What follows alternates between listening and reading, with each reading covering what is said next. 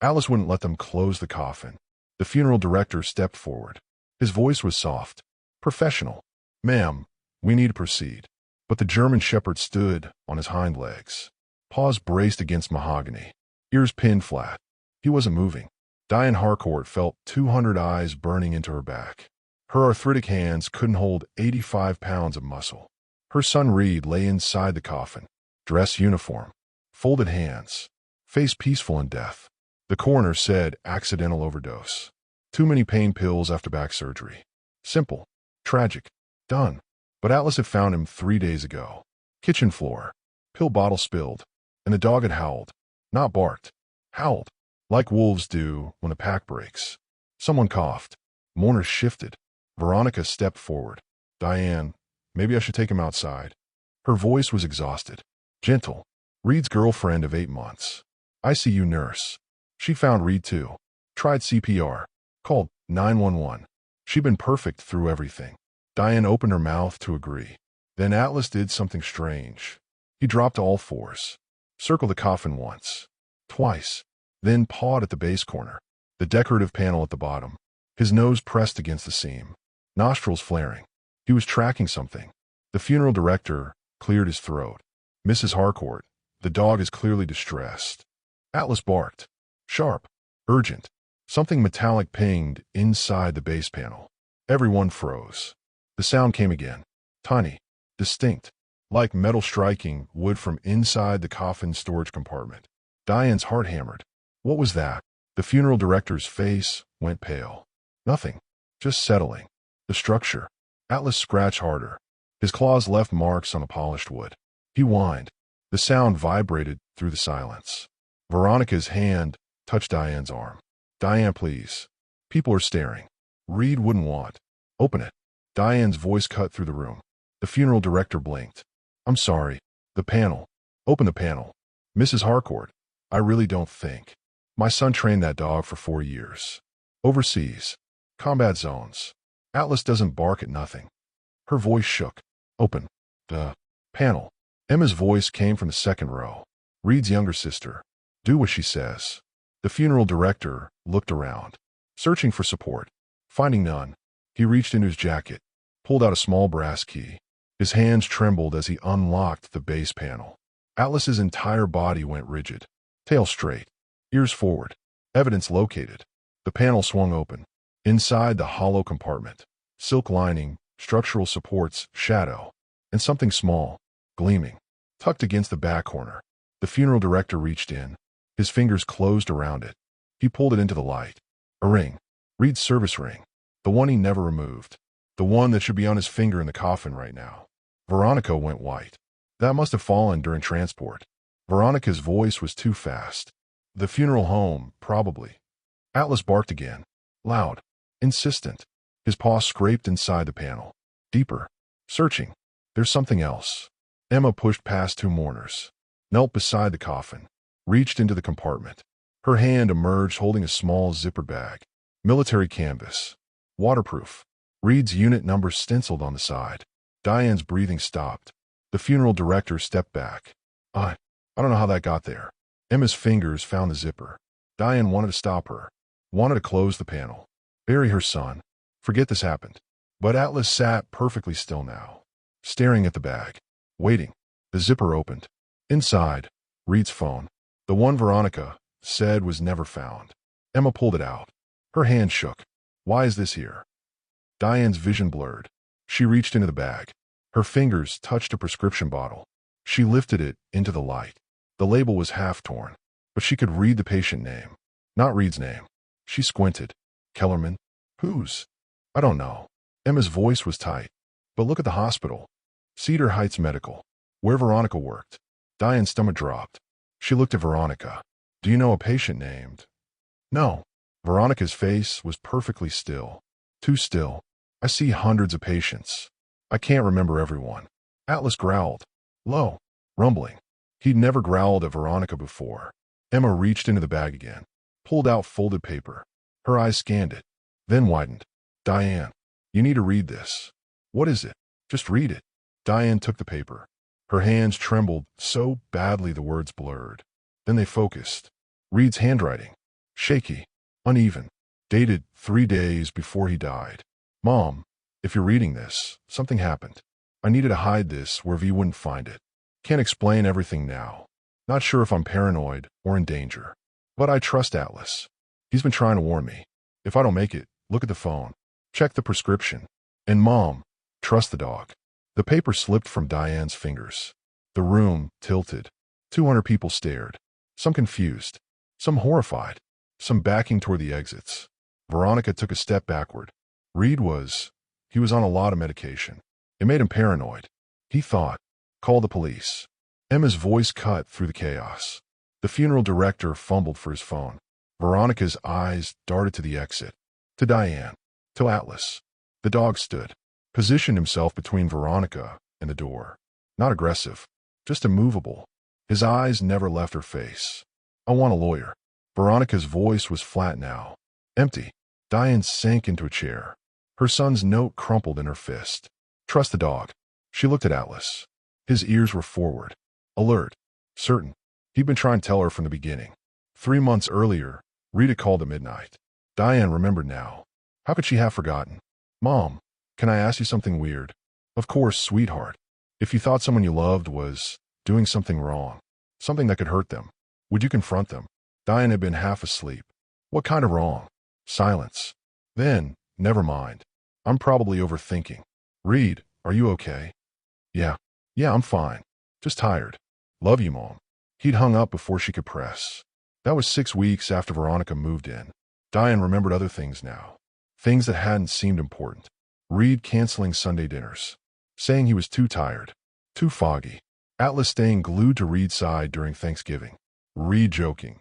He won't even let me give him treats anymore. Weird, right? Veronica's concerned face. He's been so stressed. The pain medication affects his mood. His memory. Reed's last visit, 2 weeks before he died. He'd pulled Diane aside. Whispered, if anything happens to me, check on Atlas. Make sure he's okay. Nothing's going to happen to you. I know. Just promise me. She promised. Now, she sat in a police station conference room. Detective Torres across from her. Emma beside her. Atlas at her feet. Torres opened Reed's phone. Scrolled through messages. Her face hardened with each screen. Mrs. Harcourt, your son documented everything. Diane's throat closed. Torres turned the phone. He started keeping logs 2 months ago. Daily notes about how he felt. What he ate. What medication he took. The entries were meticulous. Almost obsessive. April 3rd. Took 1 pain pill. Felt normal. V made dinner. Felt exhausted after. Slept 14 hours. April 10th. Didn't take any medication today. Felt better. V seemed upset I didn't take my evening pill. She said I needed to stay on schedule. April 22nd. Found extra pills on my nightstand. Didn't put them there. Asked V. She said she was helping me remember doses. May 5th. Atlas knocked over my water glass 3 times today. He's trying to tell me something.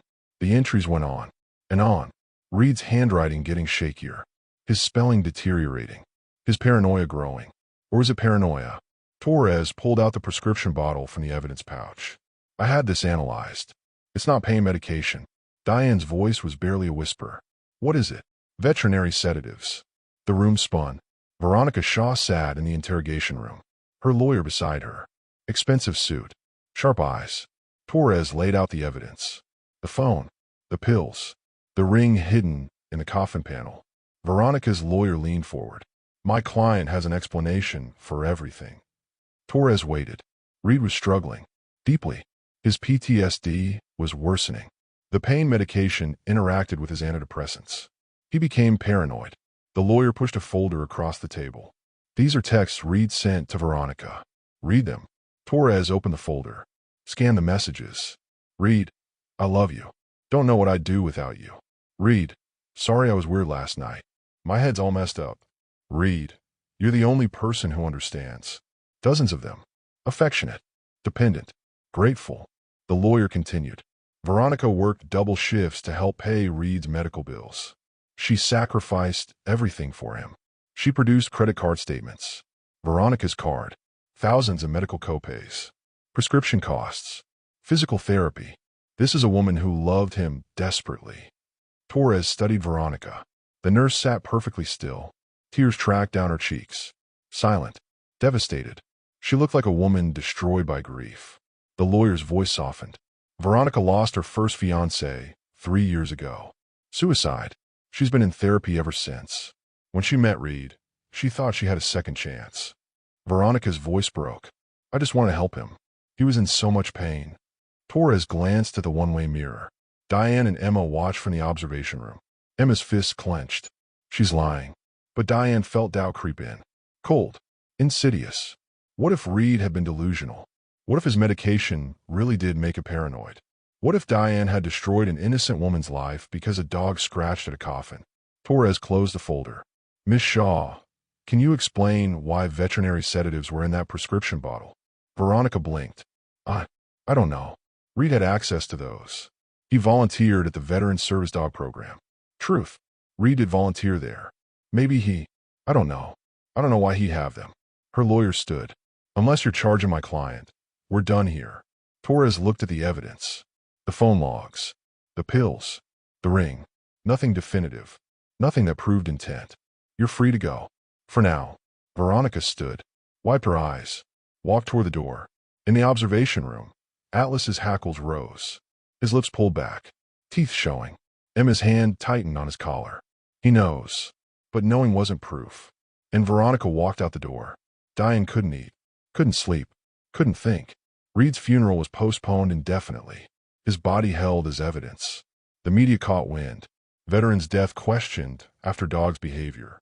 Reporters called constantly. Diane stopped answering. Torres called on day 3. Mrs. Harcourt, we need to search Reed's apartment. Can you meet me there? Diane drove in silence. Emma in the passenger seat. Atlas in the back. The apartment smelled like Reed. Coffee. Leather. Clean. But the bedroom looked wrong. Drawers pulled open. Papers scattered. Someone searched this room. Torres's voice was flat. Veronica had a key, Emma said. She came to get clothes for the funeral. Torres snapped on gloves. Started examining surfaces. Atlas didn't wait. He went straight to the living room. To the floor vent near the couch. He pawed at it. Saturday. Stared at Diane. Evidence located. Emma knelt. Pried up the grate. Reached inside. Her hand emerged holding a shoebox. Torres moved closer. Opened it carefully. Inside, a journal. 3 more prescription bottles. Hospital printouts. And a small camera. The journal was Reed's. Black leather. His handwriting filled every page. Emma read aloud. Her voice shaking. March 18th. V moved in today. I want this to work. I need normal. April 3rd. So tired. Can't think. V says increase meds. April 20th. Atlas won't eat from V's hand. He's trying to tell me something. May 2nd. Found pills in V's purse. Confronted her. She cried. Said she was helping patients who couldn't afford medication. May 15th. She was fired. Medication theft. She didn't tell me. I found the termination letter. The entries grew darker. Shakier. More desperate. May 22nd. I think she's drugging me. I'm hiding evidence. If I'm wrong, I'll destroy this. If I'm right, someone needs to know. The final entry was dated the day Reed died. She knows I know. I can see it in her eyes. I'm going to leave today. But I woke up feeling wrong. Heavy. Atlas won't leave my side. I'm going to try to get help. If I don't make it, Mom, trust the dog. Diane's knees buckled. Emma caught her. Torres held up the camera. This was hidden in the smoke detector. She pulled out the SD card. Inserted it into her laptop. Video footage filled the screen. Reed's bedroom. Multiple dates. Time stamped. The first clip showed Veronica crushing pills into Reed's dinner. The second showed her switching prescription bottles while he slept. The third showed her standing over sleeping Reed. Whispering, just a little more. Just until you need me. Torres paused the video. Atlas lay down. Head on his paws. Eyes dark. He tried to warn Reed. He tried to save him. Veronica's lawyer held a press conference. Diane watched it on Torres's laptop. Unable to look away. The lawyer's voice was smooth. Confident. My client is the victim here. A grieving woman is being vilified based on manufactured evidence. Manufactured? Reed Harcourt struggled with severe PTSD. His medication caused paranoid delusions. He secretly recorded people, hid objects, created elaborate conspiracy theories. The lawyer held up medical records. His psychiatrist documented these behaviors. Reed believed his unit brothers were spying on him, that his mother was secretly recording his calls. That dogs could sense when people were lying. She paused for effect. Reed trained his own dog to react to his girlfriend. Conditioned Atlas to show aggression toward Veronica. This is documented in his journal. Entries where he describes teaching Atlas to protect me from V. Diane's stomach dropped. Was that true? The lawyer continued. The so-called evidence. Hidden by a paranoid man in the midst of a mental health crisis. The confession videos? Filmed without Veronica's consent or knowledge. Illegal recordings that show her providing legitimate medical care. She looked directly into the camera. Mrs. Harcourt is a grieving mother who has been manipulated by her son's untreated mental illness. We sympathize, but we will not allow her to destroy an innocent woman's life. The press conference ended. Diane's phone exploded. Texts, calls, emails. Half supported her. Half called her a monster. Torres's phone rang. She answered. Listened. Her face went gray. I understand. Yes. I'll inform them. She hung up. Looked at Diane. The prosecutor reviewed the evidence. The videos are inadmissible. Reed didn't have Veronica's consent to record. Emma shot to her feet. Are you kidding me? The prescription bottles are circumstantial. Reed had access to veterinary sedatives through his volunteer work. His journal describes paranoid delusions that match his psychiatric records. Diane's voice was barely a whisper. What are you saying? I'm saying we can't prove intent. We can't prove Veronica knew the pills were dangerous. We can't prove she meant to harm him. So she gets away with it. Torres's silence was answer enough. The next call came from Animal Control. Mrs. Harcourt, we've received a complaint. Your German Shepherd has been deemed dangerous. Aggressive behavior toward Ms. Shaw. We need you to surrender the dog pending evaluation. You can't. If you don't comply, we'll obtain a court order. The dog will be held for 30 days. Possibly euthanized if behavioral assessment shows. Diane dropped the phone. Atlas looked at her. Ears back. Sensing her fear. They were going to take him. Going to kill him. For being loyal. For trying to save Reed. And Veronica would walk free. Emma wrapped her arms around Diane. What do we do? Diane had no answer. The truth was dying. And no one would listen. The hearing was quick. Brutal. Judge, given the circumstances, I'm ruling the evidence inadmissible. Veronica's lawyer smiled. Emma stood. Your Honor, you can't. Sit down, Miss Harcourt. Torres tried. Your Honor, the pattern of. Detective, unless you have admissible evidence, we're done here. The gavel fell. Veronica walked out free. In the hallway, reporters swarmed. Diane pushed through them. Couldn't hear their questions. Couldn't see their faces. Emma guided her to the car. Atlas sat in the back seat. Waiting. Animal Control would come tomorrow. The court order was signed. Diane sat in her living room that night. Lights off. Phone silenced. She'd failed Reed. Failed Atlas. Failed the truth. Emma had gone home. Couldn't watch anymore. Said she'd fight the Animal Control order. Find a lawyer. Do something. But they both knew it was over. Diane stared at Reed's Bronze Star. The one he'd earned for saving 3 soldiers. For trusting Atlas when all the equipment failed. When experts said the area was clear. When logic said ignore the dog. Reed had trusted Atlas. And Atlas had been right. Just like Atlas was right now. But no one believed. No one listened.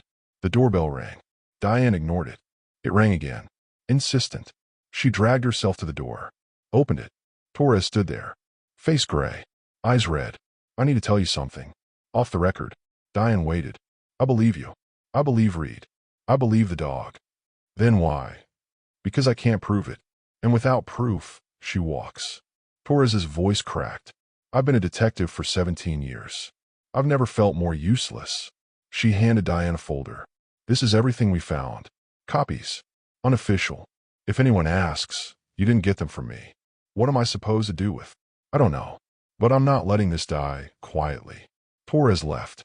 Diane opened the folder. Reed's journal copies. Video stills. Hospital records. And one more document. Hidden in the back. A hospital incident report. Dated 6 months ago. Subject.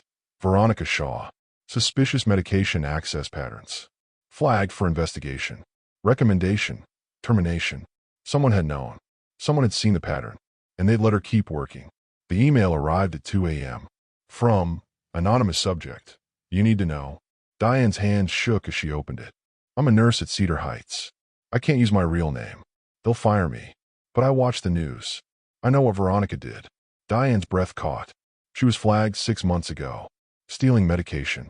We all knew. But she had connections. Her uncle is on the hospital board. They buried the investigation. Gave her a warning. Then when patients started having complications on her shifts, they finally fired her. But they didn't report her to the state board. Didn't want the liability. Just let her go quietly. I have proof. Internal emails. Patient records. I've been too scared to come forward. But I can't anymore. Not after seeing what she did to that soldier. Attached, 17 files. Diane's fingers fumbled. She opened the first one. Email chain. Hospital administrators. Discussing the Shaw problem. We can't afford another lawsuit. Just terminate quietly. The second file. Patient incident reports. For patients on Veronica's shifts. Unexplained sedation complications. The third file. Pharmacy access logs. Veronica accessing medication 3 times what her patient load required. Diane called Torres. Didn't care that it was 2 a.m. I have new evidence. Torres was at her door in 20 minutes. She reviewed the files. Her face hardened with each page. This changes everything. Can you use it? The whistleblower didn't identify themselves, but they provided documentation that leads to subpoenable records. Torres looked up. We can reopen the case. Emma arrived within the hour. Read the files. Started crying. Atlas lifted his head. Sensing the shift, Torres made calls. Woke up the prosecutor. Pushed. Demanded. By sunrise, the case was reopened. By noon, warrants were issued. Hospital records subpoenaed. Board members questioned. The pattern became undeniable. Veronica Shaw had been stealing and misusing medication for over a year. Four patients had nearly died on her watch. Reed's death wasn't the first. It was just the first one where someone fought back, where a dog wouldn't stay quiet. Torres called at 3 p.m. We're arresting her. Tonight. Diane sat on her floor. Atlas beside her. Emma across from her. For the first time in weeks, she could breathe. Reed's bronze star lay in her lap. She picked it up. Attached it to Atlas's collar. You saved him. You saved his truth. Atlas's tail thumped once. Mission accomplished. The trial took 3 months. Diane attended every day. Atlas beside her. Emma on her other side. The whistleblower testified anonymously. Behind a screen. Voice distorted. But their evidence was devastating. Hospital emails admitting the cover-up. Patient records showing the pattern. Pharmacy logs proving theft. Reed's case wasn't isolated. It was part of a system that protected the guilty and silenced the victims. Veronica's lawyer tried. Argued mental illness. Argued Reed's paranoia. Argued circumstantial evidence. But the prosecutor played the bedroom footage. Showed Veronica crushing pills. Switching bottles. Whispering over unconscious Reed. The jury watched in horror. Veronica sat perfectly still. Face empty. No tears now. Medical experts testified. Explained how the sedatives caused respiratory depression. How the dosage in Reed's system was 3 times therapeutic level. How he'd essentially drowned in his own body. Unable to breathe. Conscious but paralyzed. Diane had to leave the courtroom. Couldn't hear how her son died. Atlas followed her out. Pressed against her legs in the hallway. The jury deliberated for 6 hours. Guilty. Criminally negligent homicide. Evidence tampering. Medication theft. Veronica was sentenced to 15 years. The hospital board members were charged with obstruction, and new medication tracking protocols were implemented statewide. Reed's Law, named for a soldier who'd survived war, but not the person who claimed to love him. Outside the courthouse, reporters swarmed again. This time, Diane was ready. She stood at the microphone. Atlas beside her. Calm. Dignified. Everyone told me to ignore my son's dog. That grief made me paranoid. That I should trust the professionals, the girlfriend, the easy answers. Her voice didn't shake. But my son trusted Atlas with his life for 4 years. Reed was smarter and braver than I'll ever be. He trained this dog to detect threats, to find evidence, to never give up. She looked down at Atlas. Atlas tried to warn Reed. Knocked over water glasses. Refused food from her hand. Stayed between them at night. He was screaming the truth. But dogs don't have words. They just have loyalty. She looked back at the cameras. At the funeral, Atlas wouldn't let us close the coffin. He knew something was wrong. He knew evidence was hidden. And he refused to stay quiet until someone listened. Diane's hand rested on Atlas's head. We almost ignored him, almost buried the truth with my son. Because a dog's behavior doesn't seem like evidence. It seems like emotion, like instinct. She paused, let the words settle. But sometimes the most important witness isn't the one with credentials. It's the one who loves too much to stay quiet, who barks at coffins, who scratches at panels, who refuses to let truth die, even when everyone says move on. Her voice strengthened. Reed saved lives with this dog overseas.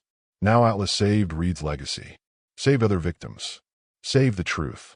She looked directly into the camera. Trust the ones who see what we miss, even when they can't speak. Especially when they can't speak. Because sometimes justice has four legs. And a love that outlasts death itself.